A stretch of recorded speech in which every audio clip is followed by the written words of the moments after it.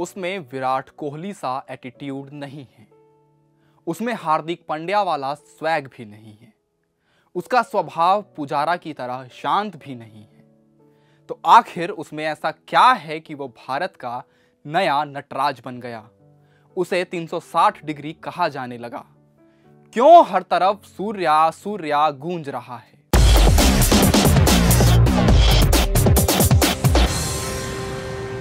अब तक आप समझ ही गए होंगे कि हम बात कर रहे हैं सूर्य कुमार यादव की, वही सूर्या जिसका ताप हर मैच के साथ बढ़ता जा रहा है। लेकिन कैसे, वो हम बताते हैं। हाल ही में आलिया रणवीर की एक मूवी आई ब्रह्मास्त्र। इस मूवी में जितने अस्त्र बताए गए थे वो सभी अलग अलग किरदारों के पास थे, लेकिन यहाँ इस कहानी में अग्नि अस्त्र भी सूर्या का, नंदी अस्त्र भी सूर्या का और ब्रह्मास्त्र पर भी सूर्या का कब्जा। तो सारे अस्त्र जब अपने पिटारे में जमा कर लिए हों तो दुश्मन पस्त होगा ही, सो हो रहा है। अब इसे ही थोड़ा क्रिकेटिंग भाषा में समझते हैं।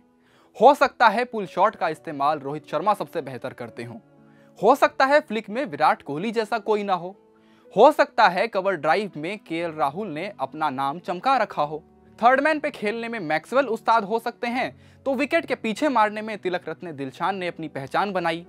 लेकिन यहाँ एक नाम है सूर्य कुमार यादव, जिसके पास ये सभी अस्त्र हैं और इसका प्रयोग भी ऐसे करते हैं कि कोई निशाना नहीं चूकते। पूरा 360 डिग्री वाला मैदान उन्हीं का है।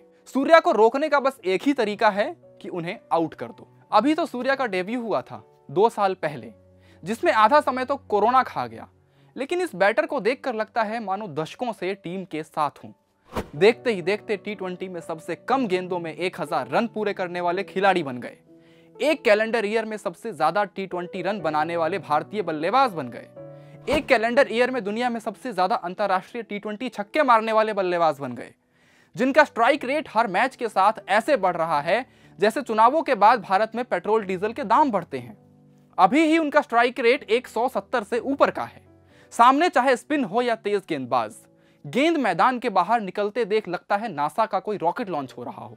लेकिन क्या सूर्य कुमार यादव हमेशा से इतने चैलेंजिंग थे? जवाब के लिए आपको लेकर चलते हैं थोड़ा फ्लैशबैक में।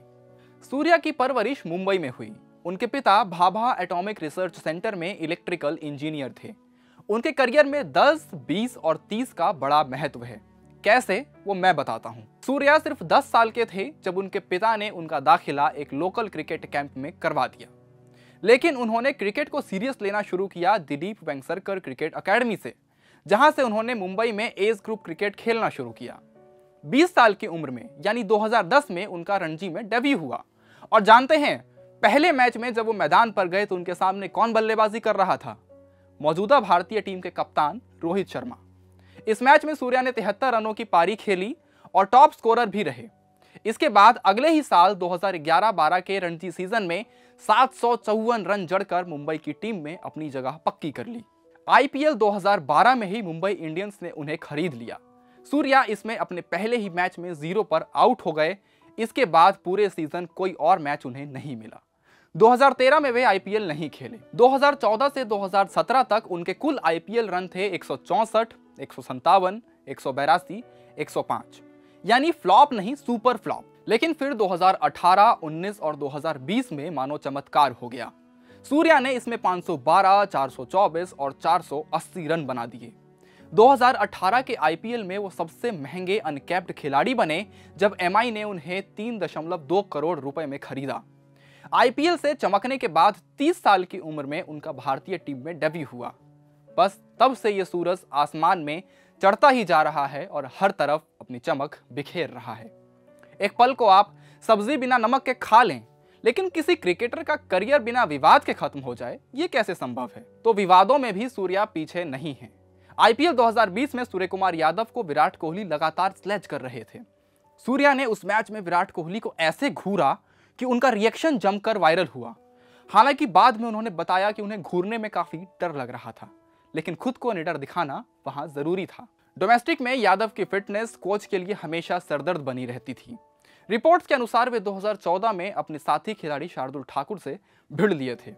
अनुशासनहीनता और झगड़े की रिपोर्ट्स आने के बाद उन्होंने 2015 में अचानक घरेलू क्रिकेट में मुंबई की कप्तानी छोड़ दी।